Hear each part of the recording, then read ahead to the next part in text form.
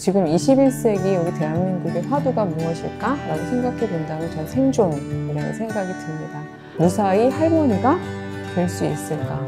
우리는 함께 언제나 같이 살아내는 방식으로 살아갈 거야.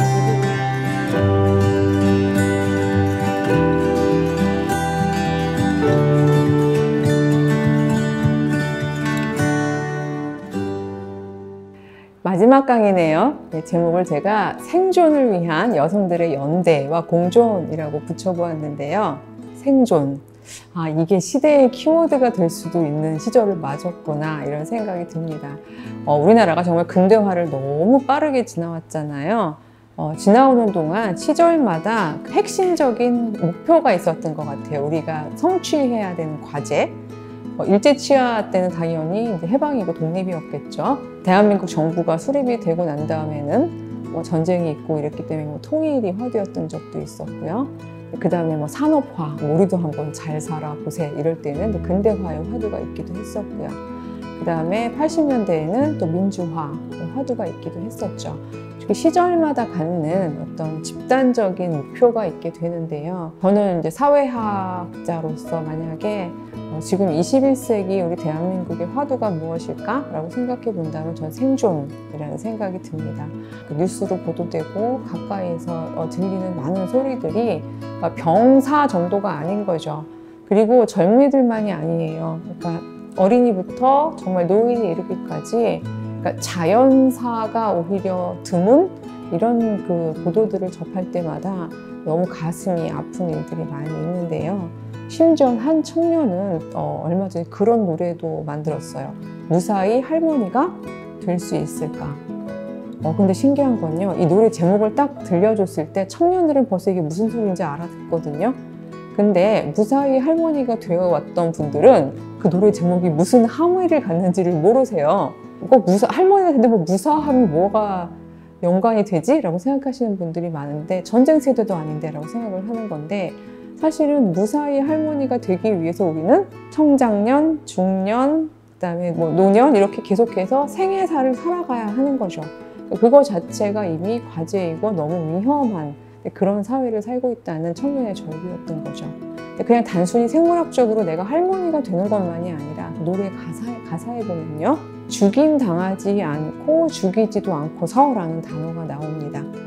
요즘에 제가 화두로 잡고 있는 나의 사상은 기독교 사상은 살아내고 살려내는 페미니즘이다. 기독교 페미니즘이다. 이런 이야기를 제가 주로 많이 하는데 저는 그 청년의 노래 가사를 듣는 순간 정확하게 대꾸인 거죠. 죽임을 당하고 싶지 않아. 그렇다고 해서 내가 죽임 당하고 싶지 않아서 그래서 내가 누군가를 죽이기도 싫어. 그러니까 이 말에는요, 공존을 향한 우리는 생존해야 하지만 그러나 마치 요즘에 보면 핑미원 하듯이 계속해서 떨구고 가면서 마지막 최종 생존자가 되는 이런 시대에 나는 그렇게 생존하고 싶지는 않아. 그건 내가 무사히 할머니가 되는 방법론이 아니야 라고 생각하는 청년들을 만나게 되거든요. 근데 저는 어떤 면에서 이런 청년들의 절규와 이 청년들이 아슬아슬하게 잡고 있는 희망이 우리 어른 세대들에게 주는 굉장한 큰 숙제가 있다라고 생각을 합니다. 우리는 밝고 혼자서 막 최후 승리자가 되겠어요 라고 얘기하는 게 아닌 거예요. 우리의 무사함은 나 혼자만 생존하는 게 아니에요. 우리는 함께 공존하고 싶어요. 같이 공생하고 싶어요. 라는 것이 요즘 청년들의 외침이거든요. 저희 세대만 해도, 그러니까 벌써 40, 50대, 우리 중년 세대들은 그야말로 막 이제 산업화 속에서 내가 먼저 어떤 자리를 쟁취하기 이런 데에 관심을 갖다 보니까 누군가가 배제되고 누군가 뒤떨어지는지 이런 것들을 사실 바라볼 겨를이 없었던 것 같습니다. 근데 그때는 어떤 면에서는 오히려 뒤처지는 사람들이 많이 안 보이는 시절이었기 때문에 적었다는 건 아니지만 그래도 성취한 사람들이 꽤 많았었기 때문에 그것이 가려질 수 있었는데 이제는 90대 10의 사회도 아니고 99대 1의 사회라고 이야기하고요. 더군다나 이제 4차 산업혁명 이후에 인공지능 로봇들까지 우리랑 같이 살게 되면 아마 99.99대 그쵸? 0.0001 이런 시절이 올 수도 있는 그런 시점이 사실은 뭐 서약자들은 심지어 더 심할 정도의 인간의 생존 부분이 위협당할 거라고도 예측을 하니까요. 그러니까 이런 세상을 저희가 살아감에 있어서 교회는 원론을 붙잡으면서도 그러나 우리 시대에 맞는 방식으로 공존을 위한 연대를 해야 되는 필요가 있다는 생각이 듭니다. 그러니까 연대라는 부분은요, 우리가 언제 보통 연대하죠? 그러니까 사상에 의해서도 연대할 때가 있지만 사실은 전혀 모르는 사람들도요, 위기 상황이 되면 즉각적으로 연대를 합니다.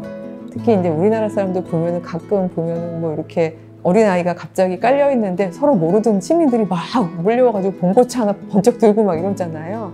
이런 식으로 저희가 위기 상황에 있을 때마다 우리는 굉장히 힘을 합칠 수 있는 이런 연대를 하기 마련인데, 이 지금 상황이 위기 상황이라는 것을 포착할 수 있는 시각을 먼저 배우시는 게 중요할 것 같습니다.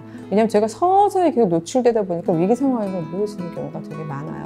하지만 앞으로 향후 10년 정도 혹은 길어봐야 25년 안에 우리가 과연 인간으로서, 하나님이 창조해 놓으신 인간으로서 인간다운 인간의 존엄성을 지키는 삶을 영위할 수 있는 사람들의 퍼센테이지가 얼마나 될까? 이거를 생각해 볼 때 내가 지금 가능하다고 그래서 아예 뭐 그 4차 산업혁명 얘기하는 리더들이 그랬잖아, 새로운 일자리가 생길 거고 우리는 뭐 충분히 잘 살 수 있을 거고, 이렇게 우리가 낙관적으로 이야기하기에는 굉장히 많은 부분에 있어서 생존 자체의 위험이 있다고 생각을 합니다. 그래서 지난 시간에 제가 사회적 포공 말씀을 드렸는데, 그 교회가, 그리고 또 그 교회 안에 구성원으로서의 많은 그 신자들이, 그리고 또 여성들이 특히 어떤 방식의 연대를 통해서 우리가 지금 현재 그 상생과 공생이 가능한 공동체를 보여줄 것인가, 이게 굉장히 중요합니다. 요즘에 보면 그런 거 뭐 벤치마킹 한다고 얘기도 있고 그렇습니다만, 사람들이 저게 되겠어? 했다가도 되면 따라 하거든요. 그러니까 원래 모든 문명이 그래왔습니다. 봐서 항상 그 성각자 너무 앞선 사람들은 물론 고통을 많이 당하기도 하고 실패하기도 했지만, 지금은 어차피 해봤자 너무 앞선 상황도 아니에요. 그래서 지금 우리가 오히려 어떻게 보면 역설적으로 선교하기에 굉장히 좋은 시점이라고 볼 수 있습니다. 왜냐하면 교회는 대조사회거든요. 사회가 계속해서 경쟁적이고 배타적이고 누군가를 죽여도 괜찮다, 적자 생존의 세계다 라고 이야기하는 사회에서, 아니 우리는 버리지 않아, 우리는 함께 언제나 같이 살아내는 방식으로 살아갈 거야, 이 부분을 계속해서 대조적으로 보여주는 공동체가 교회라면 바로 이 부분을 절실하게 보여주시는 시점에 저희가 와 있다는 생각이 듭니다. 근데 그 엄청난 일을 어떻게 하죠? 사실은 아주 구체적으로 처음에 그 여러분이 가지고 있는 자리에서 바로 시작하실 수 있다라고 생각을 하는 것이요. 예를 들면 저는 한 3, 4년 전에 제가 우연히 가서 알게 된 어떤 한 교회 공동체에서, 거기는 압도적으로 전업주부분들이 많았어요.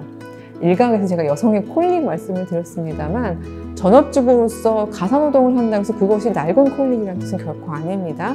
그걸 본인들의 재능이고 능력이라고 생각하고 있는 분들이 압도적으로 많은 공간이었는데, 그곳 교인들이, 여성들이 연대해서요, 신림동에 그 고시 준비하는 분들이 굉장히 많잖아요. 그러니까 정말 끼니를 제대로 먹지 못하는 모습들을 바라보면서 그야말로 엄마의 아침밥이라는 어떤 그 연대 모임을 만들어 가지고요, 삼선 슬리퍼 끌고 와서 넉넉하고 든든하게 아침밥을 먹을 수 있는 그런 공간을 만들어 주었었어요. 그랬더니 그걸 보고 있던 또 어떤 그 아버지들은 출근을 조금 일찍 당겨서 하시면서 거기에서 그 친구들한테 경험으로 또 이렇게 멘토링도 해주시고요.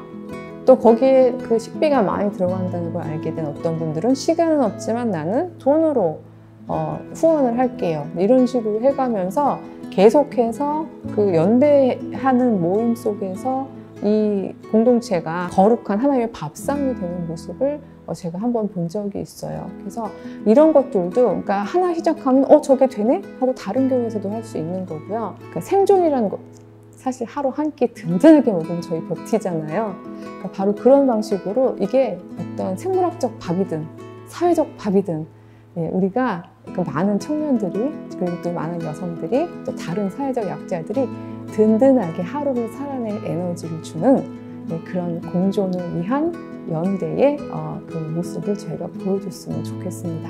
새로운 상상을 여러분들이 앞으로 시작해 주시기를 바라면서 강의는 마무리하겠습니다. 감사합니다.